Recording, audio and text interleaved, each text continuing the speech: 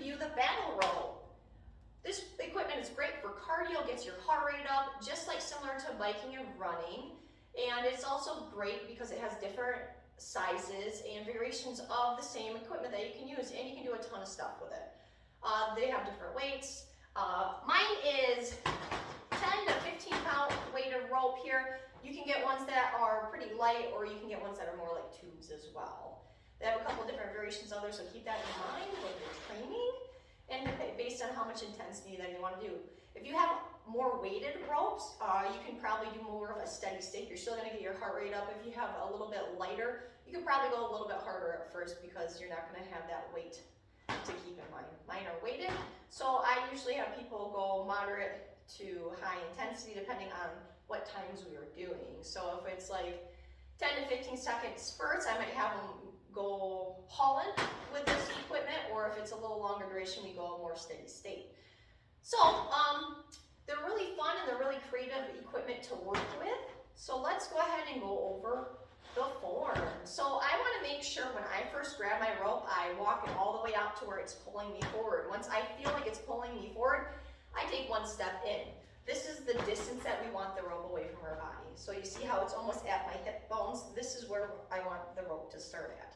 I'm going to go ahead and get my feet about hip to shoulder width apart. I'm going to angle my feet out about 5 to 10 degrees. If you notice, I have them slightly out with my toes. My knees should be tracking over my second and third toe on each foot. Once I get into this standing position, my starting position, I'm going to go ahead and sit my hips back. If you notice, my hips are back, and I'm going to drive my knees forward at the same time. So as soon as my hips come back, my knees do the same thing. If you want to see the side view, here we go. It's just like a mini squat. My hips back, my knees are forward. So I'm sitting into a low, like a nice little squat here. I'm not overextending through my rib cage. You see how I'm not overextending where my lumbar is kicking out the back. I'm slightly bringing my hips in. My core is nice and connected. My rib cage isn't popping out. I bring things in, okay? So that is a good starting position there. My shoulders are down away from my ears. I'm not shrugging my shoulders when I'm doing this.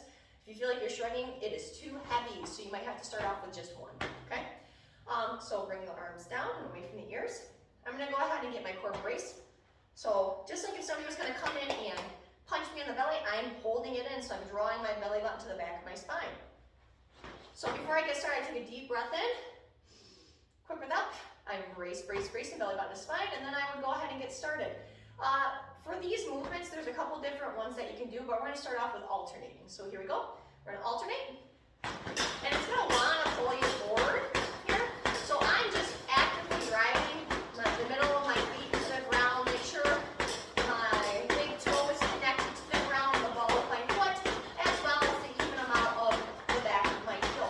If you want to think of it even deeper, we want to make sure that we're not collapsing the arches of our feet here. So I'm creating almost like a crescent moon of my foot. So I have everything in contact besides the arch. The arch should be up, so we can stabilize those ankles.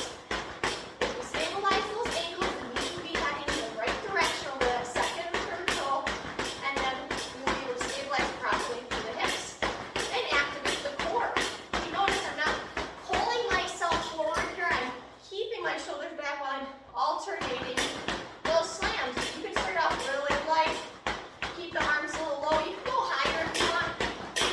Bigger slams, but it's going to really make you breathy, okay? If you haven't done these before. So maybe start off nice and easy at first just to get the rhythm down, and then you can speed it up a little bit. Just like this. It's really going to work your grip, and it's going to really work your heart rate. So this is a great alternative if you have a hard time with running or biking because of any joint issues with the knees, the ankles, or the hips. Now, if you have any shoulder issues too, you just want to kind of take it easy at first. That's why I suggested going to one. So, you get set up. See how I'm clasping my hands? You can do one in front of the other, just like you're gripping here. Or you could clasp your hands together, like so. See? And then we can just do one. Same setup. I get my hips back, my core tight.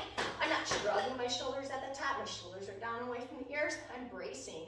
And every time you slam, because I'm talking, not really doing my breathing, well, I'm breathing, but I'm expelling out while I'm talking to you. So if I wasn't talking, I would be really focusing on that breath.